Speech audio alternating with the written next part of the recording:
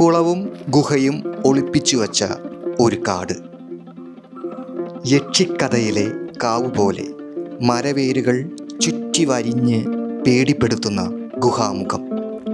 മുകളിലും താഴെയുമായി 2 അതിപുരാതന ഗുഹകൾ. അതിലൊരു ഗുഹയിൽ നിന്നുമാണ് ധാരധാരയായി ഉറവയൊഴുകുന്നത്.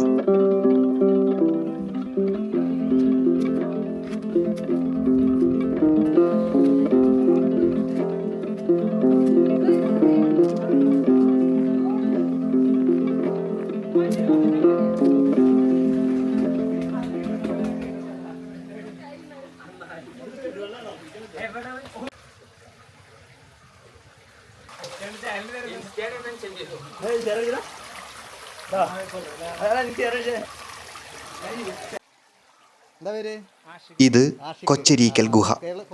ഗുഹയിലെ ഉറവ നാട്ടുകാരുടെ പ്രധാന കുടിവെള്ള സ്രോതസ് കൂടിയാണ്. 30ഓളം വരുന്ന വീട്ടുകാരുടെ വെള്ളത്തിനുള്ള ആശ്രയം.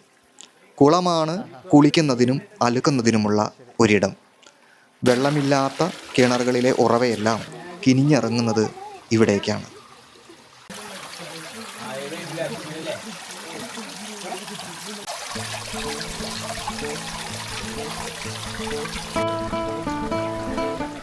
എൻ്റെ പേര് സോഫിയ. ഞാനിവിടെ ടിക്കറ്റ് കൊടുക്കാനായിട്ട് പഞ്ചായത്തിൽ നിന്ന് തന്നെ ആക്കിയേക്കുന്നതാണ്.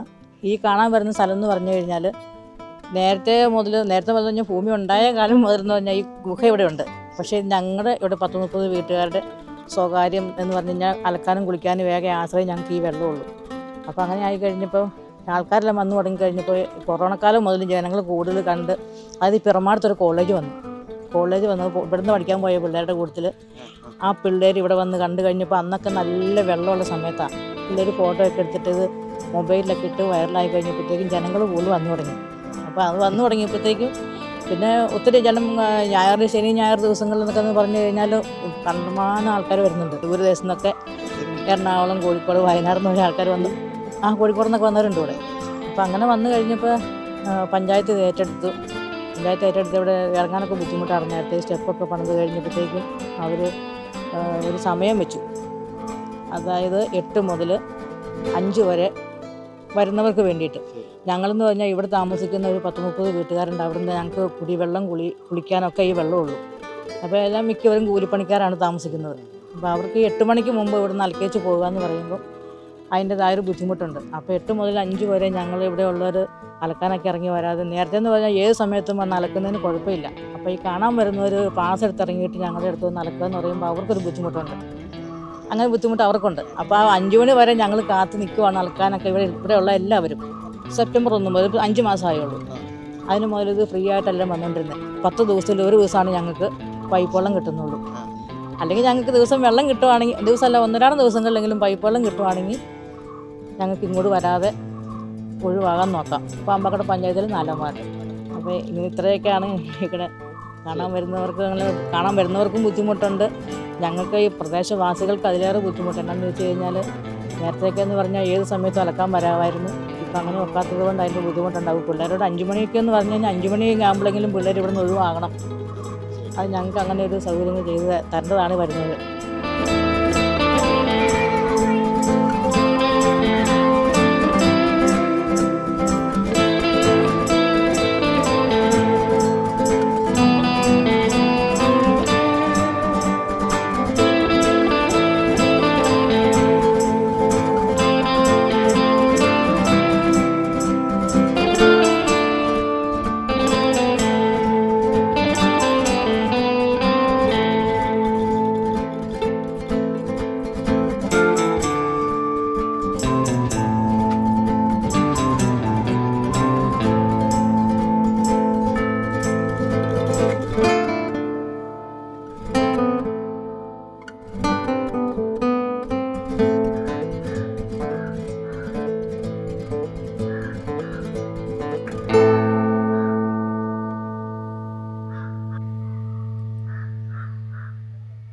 സഞ്ചാരികൾ വന്നും പോയും ഇവരുടെ നേരങ്ങളിൽ അലോസരമാകുന്നുണ്ട്.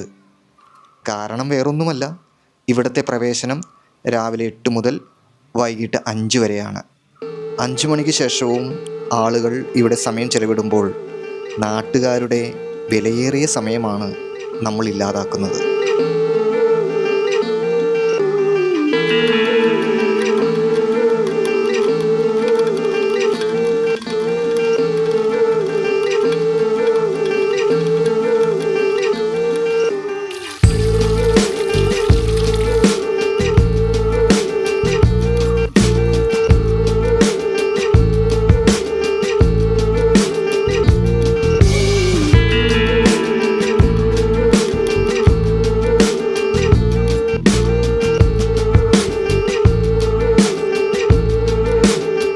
എൻ്റെ പേര് വർഗീസ് എന്നാണ്.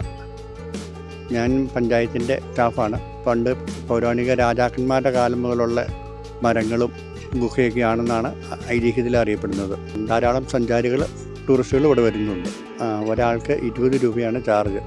2 മണിക്കൂർ വരെ ഇതിൽ വെയിറ്റ് ചെയ്യാം. വേനൽക്കാലത്ത് വെള്ളത്തിൽ കുറവാണ്. വർഷകാലത്തിൽ കുളമൊക്കെ ശരിക്കും എത്തി ഒഴുകും. അടിപൊളിയായിട്ട് കുളിക്കാം.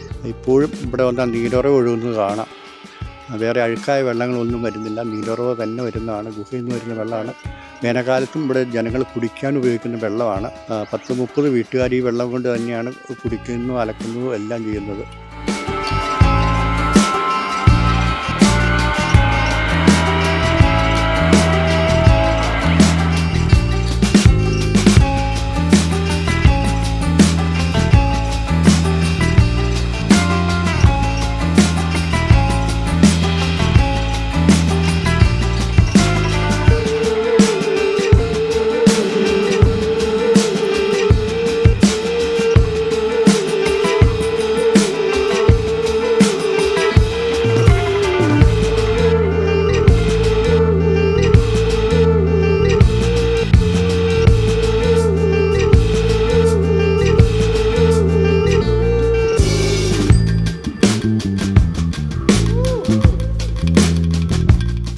എൻ്റെ പേര് ജോസഫ്.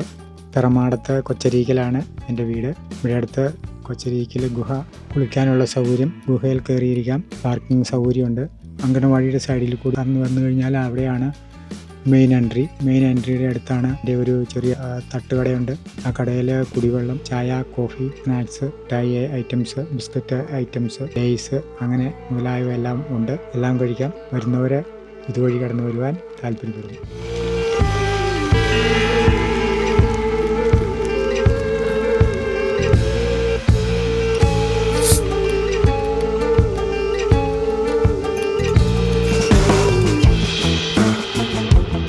അവർ നമ്മൾക്ക് വേണ്ടി സമയം അനുവദിച്ചതുപോലെ അവർക്കു വേണ്ടിയും നമുക്കത് നൽകാൻ സാധിക്കണം.